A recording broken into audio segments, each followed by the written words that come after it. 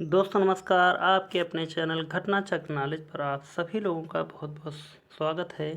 इस भौतिक विज्ञान की क्लास में जो हमारी क्लास नंबर है 26, जिसमें हम RRB, NTPC, ALP, group D आदि एग्ज़ामों के पिछले वर्षों में बार बार पूछे हुए प्रश्नों पर चर्चा करेंगे। जो हम रेलवे की घटना चक्र पूर्वावलोकन की बुक है उसका सलूशन करा रहे हैं।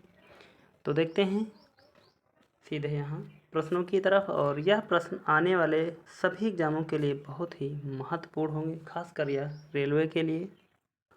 तो शुरुआत करेंगे यहाँ पहले प्रश्न है, जिसमें हम 30 प्रश्नों पर चर्चा करते हैं। और आज हम लेकर उपस्थित हैं कुछ एमसीक्यू और कुछ वन लाइनर क्वेश्चन।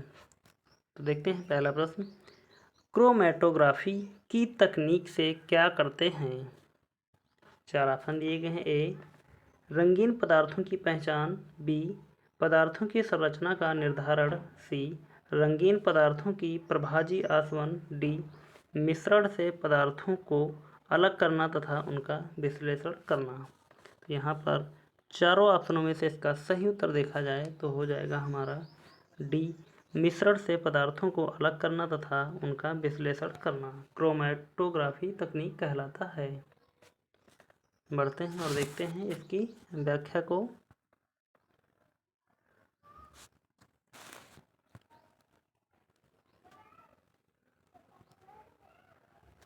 दिया गया है क्रोमेटोग्राफी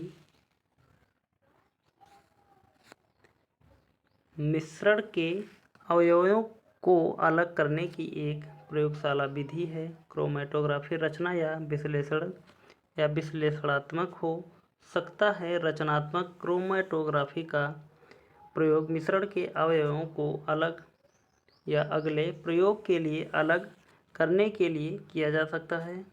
विश्लेषणात्मक क्रोमेटोग्राफी से मिश्रण में अवयवों के तुलनात्मक गुणों का अध्ययन किया जाता है। आगे बढ़ते हैं, देखते हैं अगला प्रश्न। अगला प्रश्न यह है, हम हमेशा चंद्रमा के केवल एक तरफ को ही देखते हैं क्योंकि 4 ऑप्शन दिए गए हैं। ए, चंद्रमा को अपने अक्ष पर घूर्णन की अवधि के चारों तरफ इसके परिक्रमण की अवधि के बराबर है। बी, चंद्रमा स्थिर है। सी, सूर्य के चारों तरफ चंद्रमा के परिक्रमण की अवधि वही है।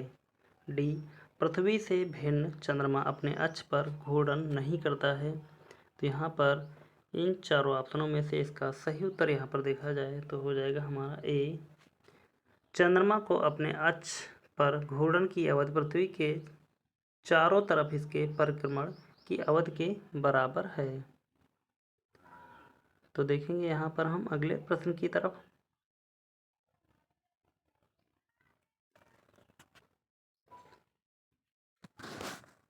अगला प्रश्न दिया गया है, स्विचिंग रेसिस्टर के बिना छोटी लाइन के दोष के लिए सर्वाधिक उपयुक्त CB है। तो कौन सा हो जाएगा, देखते हैं 4 ऑप्शन में से। Air plastic CB, B, MOCB, C, SF6 breaker, D, ILCB। इन चारों ऑप्शनों में से इसका सही उत्तर यहाँ पर देखा जाए तो हो जाएगा हमारा ए, एयर ब्लास्टर CB। अगला प्रश्न या इससे पहले इसकी व्याख्या को देखेंगे। अगला प्रश्न दिया गया है, एयर ब्लास्ट CB का उपयोग आकस्मिक परिस्थितियों में दुर्घटना को रोकने के लिए रेलवे इंजन में प्रयोग किया जाता है। यह एक प्रकार का सर्किट ब्रेक यानी कि CB होता है। आगे बढ़ते हैं, देखते हैं अगला प्रश्न। समीकरण PV बराबर C यदि n का मान मात्रक है तो प्रक्रम कहलाएगा। क्या कहलाएगा, देखते हैं यहाँ पर 2 ऑप्शन हैं, रुद्धोष्म, बी, समतापी। तो इन्हीं दोनों में से इसका सही उत्तर देखा जाए तो हो जाएगा हमारा बी, समतापी। आगे बढ़ेंगे और देखते हैं इसकी व्याख्या को। PV बराबर C एक आदर्श गैस नियतांक समीकरण है। यह समीकरण उन अवस्थाओं में कार्य करता है जब ताप परिवर्तन बहुत धीरे धीरे होता है, जैसे कि P बराबर nRT/V बराबर यानी कि कांस्टेंट nRT या कांस्टेंट/V। अर्थात इसका प्रक्रम समतापी कहलाएगा। आगे बढ़ते हैं, देखते हैं अगला प्रश्न। पाउंड को किलोग्राम में बदलने के लिए गुणा करना पड़ता है, तो किससे गुणा करना पड़ता है देखते हैं। ए, बी, सी, डी, 4 ऑप्शन दिए गए हैं। इनमें से इसका सही उत्तर यहाँ पर देखा जाए तो हो जाएगा हमारा ए, 0.4536 द्वारा गुणा करना पड़ता है। अगला प्रश्न देखते हैं, निम्नलिखित में से कौन सा नियम गैसों से संबंधित नहीं है। ए, बायल का नियम, बी, चार्ल्स का नियम, सी, गे-लुसाक का नियम, डी, फैराडे का नियम। तो इन चारों ऑप्शनों में से इसका सही उत्तर यहाँ पर देखें तो हो जाएगा हमारा डी, फैराडे का नियम गैसों से संबंधित नहीं है। अगला प्रश्न, प्रतिबाधा का व्युत्क्रम कहलाता है, क्या कहलाएगा। ए, प्रवेश्यता, बी, चालकत्व, सी, सुग्राहिता, डी, धारिता। तो इन चारों ऑप्शनों में से इसका सही उत्तर देखा जाए तो हो जाएगा हमारा ए, प्रवेश्यता। आगे बढ़ते हैं, देखते हैं इसकी व्याख्या को। दिया गया है, वैद्युत अभियांत्रिकी में प्रतिबाधा का व्युत्क्रम प्रवेश्यता या एडमिटेंस कहलाता है। इसका SI में मात्रक सीमेंस होता है। प्रतिबाधता का मात्रक ओम है। आगे बढ़ेंगे और देखते हैं अगले प्रश्न की तरफ। अगला प्रश्न दिया गया है, चिन्ह इनफाइनाइट प्रदर्शित करता है, क्या प्रदर्शित कर देता है। ए, संपूर्ण क्षेत्रफल, बी, अगन, सी बराबर, डी, अनंत।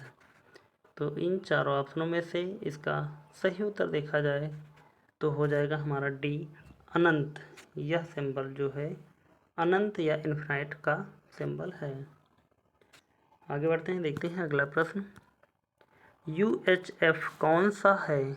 तो UHF यहाँ पर अगर देखा जाए 4 ऑप्शन दिए गए हैं, देखते हैं। ए, 40 MHz, बी, 400 MHz, सी, 400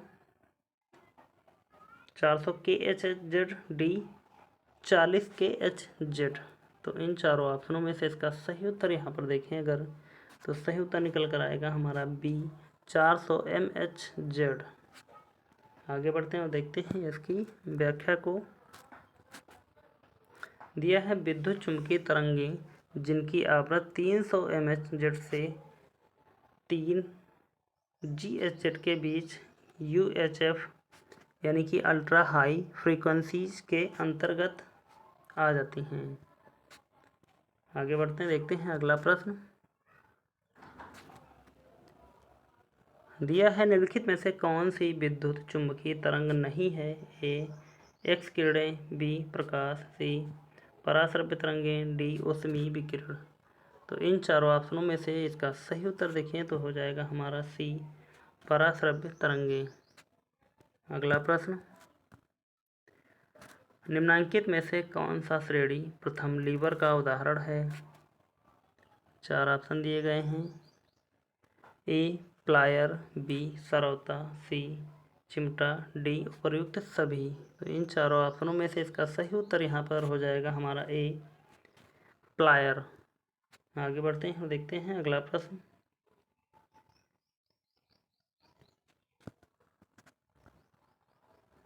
अष्टभुजाकार प्रिज्म में कितने फलक होते हैं। तो अष्टभुजाकार फलक में 5 ऑप्शन में से देखते हैं। ए, 10, बी, 7, सी, 9, डी, 8, ई। इनमें से कोई नहीं। तो इसका सही उत्तर यहाँ पर अगर देखा जाए कि अष्टभुजाकार प्रिज्म में कितने फलक होंगे तो हो जाएगा हमारा ए, 10 फलक। आगे बढ़ते हैं और देखते हैं यहाँ से अगले प्रश्न की तरफ।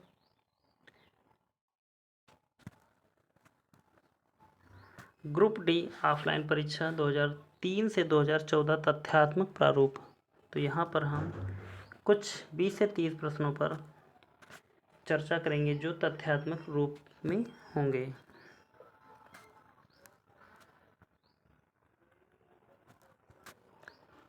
तो यहाँ पर पहला पॉइंट दिया गया है, फुटबॉल प्रत्यास्थता गुण के कारण जमीन पर गिरकर उछलती है?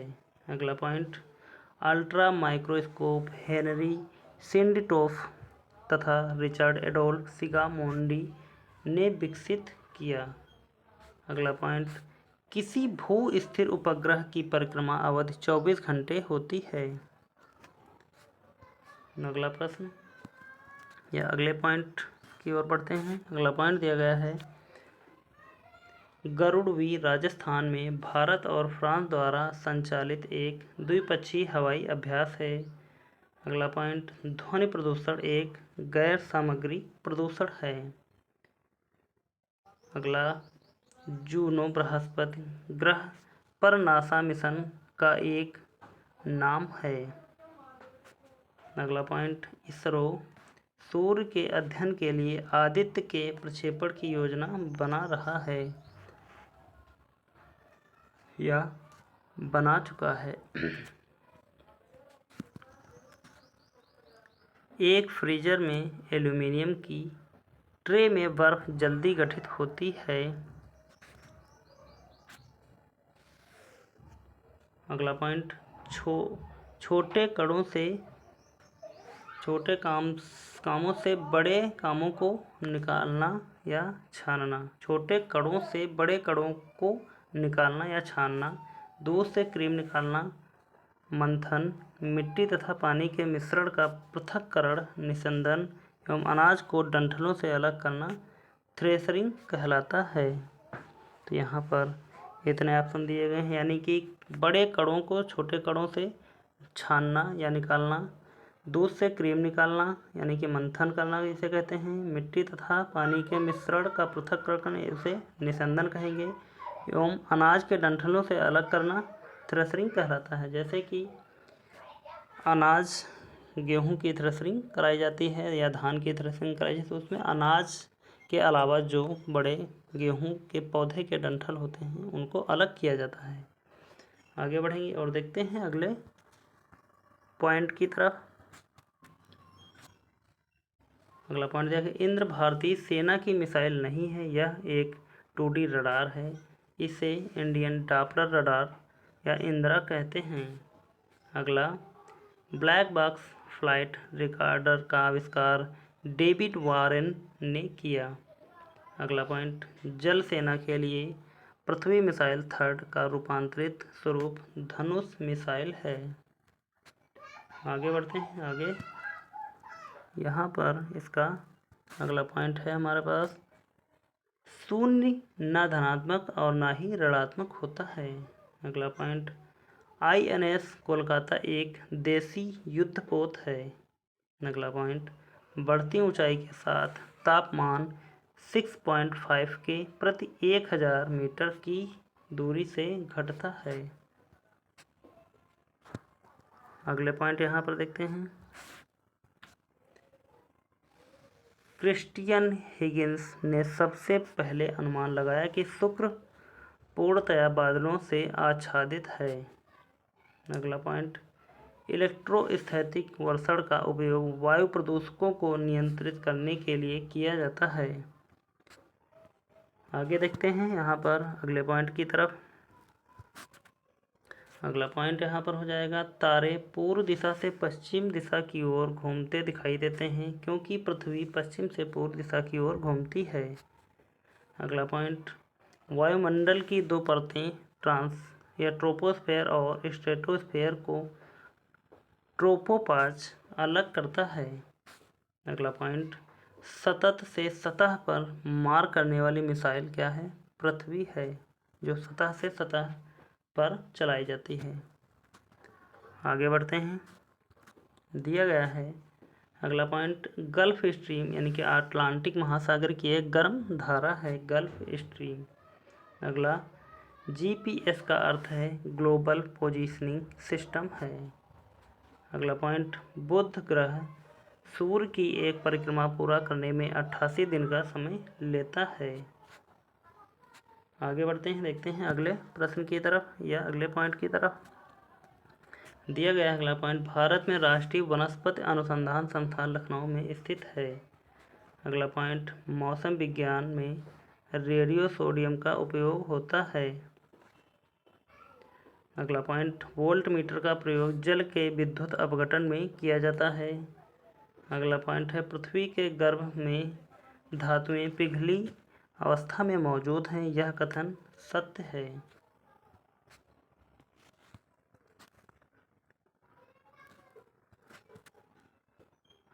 अगला पॉइंट, गति का तृतीय समीकरण v² बराबर u² + 2gh। अगला पॉइंट, रेडियो खगोलशास्त्र की वह शाखा है जिसमें खगोलीय वस्तुओं का अध्ययन रेडियो आवृत्ति पर आ रही रेडियो तरंगों के जरिए किया जाता है। अगला पॉइंट, फोबोस मंगल ग्रह का नैसर्गिक उपग्रह है।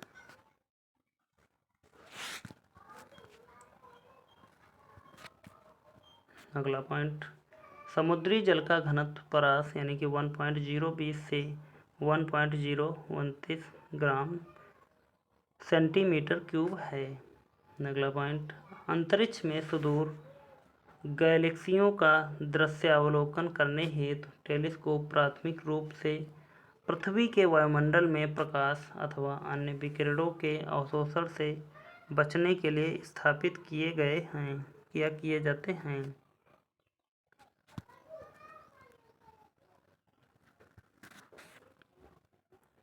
अगला पॉइंट यहाँ देखते हैं, सांभर सरोवर या सांभर झील के पानी का उपयोग नमक बनाने में किया जाता है। अगला पॉइंट, पृथ्वी के नज़दीक वायुमंडल की सबसे निचली परत क्षोभ मंडल है। अगला, ठंड के मौसम में जल के पाइप फट जाने की प्रवृत्ति दिखाई पड़ती है क्योंकि पाइप में मौजूद पानी बर्फ का बन जाता है एवं फैलने लगता है। आगे बढ़ते हैं और देखते हैं यहाँ हम अगले पॉइंट को। अगला पॉइंट दिया गया है, जिसका सफलतापूर्वक परीक्षण किया जा चुका है। ऐसे पहले भारतीय व्यापारिक असैनिक वायुयान का नाम सारस है।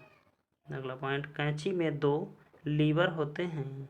अगला, त्रिशूल धरती से हवा में मार करने वाला प्रक्षेपास्त्र है। अगला पॉइंट, प्रथम अंतरिक्ष यात्री यूरी गागरिन जो 12 अप्रैल 1961 को वोस्टॉक स्पेसक्राफ्ट से अंतरिक्ष में गए और अंतरिक्ष में 1 घंटा 48 मिनट तक रहे। अगला पॉइंट यहाँ पर दिया गया है, पृथ्वी एवं अग्नि दोनों बैलिस्टिक मिसाइल हैं। पृथ्वी छोटी रेंज की जबकि अग्नि मध्य रेंज की बैलिस्टिक मिसाइल है। अगला पॉइंट, लघुगुणक की संकल्पना को जॉन नेपियर ने प्रतिपादन किया। यह गणितज्ञ के साथ साथ भौतिकवाद एवं खगोलज्ञ भी थे। अगला पॉइंट, थर्मस फ्लास्क के आविष्कारक डेवर हैं। अगला पॉइंट, विश्व के प्रथम अंतरिक्ष पर्यटक डेनिस टिटो हैं। अगला पॉइंट देखते हैं, विश्व के प्रथम अंतरिक्ष पर्यटक डेनिस टिटो हैं। अगला पॉइंट है, भारत ने PSLV-C-8 द्वारा इटली के एजाइल उपग्रह का अंतरिक्ष में सफलतापूर्वक प्रक्षेपण किया। अगला पॉइंट, चांदीपुर मिसाइल परीक्षण क्षेत्र के लिए जाना जाता है। अगला पॉइंट है, रेडियो के आविष्कारक जी मार्कोनी थे। अगला पॉइंट है, भारत डायनामिक्स लिमिटेड गाइडेड मिसाइलों के निर्माण से संबंध है।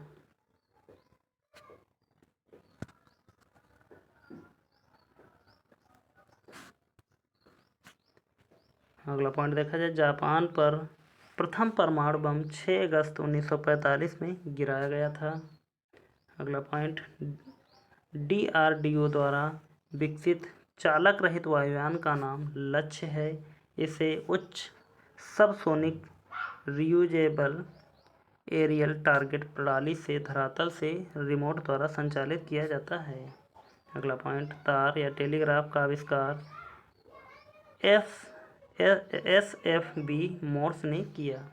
अगला पॉइंट है, हीटर के तार नाइक्रोम के बने होते हैं। अगला पॉइंट यहाँ देखें, तार खींचने योग्य सबसे नमनीय धातु सोना है। अगला पॉइंट है, ब्लैक होल सिद्धांत की खोज एस चंद्रशेखर ने की थी। तो यहाँ पर आज के सभी महत्वपूर्ण एमसीक्यू और ऑनलाइनर प्रश्नों पर हमने चर्चा की। उम्मीद करता हूँ कि यह क्लास आपको अच्छी लगी होगी। तो एक बार सभी लोग इस क्लास को शेयर कर देना, और अभी तक चैनल को सब्सक्राइब नहीं किया है तो प्लीज़ चैनल को सब्सक्राइब कर दें और इस क्लास को लाइक कर दें। तो मिलते हैं फिर अगली क्लास में। और यहाँ पर आज हमने भौतिक विज्ञान की जितनी भी क्लासेस थी उन सभी क्लासों को कर लिया गया है। आज के बाद में हम रसायन विज्ञान या जीव विज्ञान के पार्ट को करेंगे। तो आप हमें कमेंट में कमेंट करके ज़रूर बताएं कि आपको कौन सा सब्जेक्ट पहले पढ़ाया जाए, रसायन विज्ञान की क्लास या जीव विज्ञान की क्लास। तो आप लोग जैसा कमेंट करेंगे हम वैसा ही तैयार करके आपके सामने उपस्थित होंगे उसी क्लास को। तो मिलते हैं फिर अगली क्लास में, तब तक के लिए धन्यवाद, जय हिंद। और आपके कमेंट का हमें इंतज़ार रहेगा।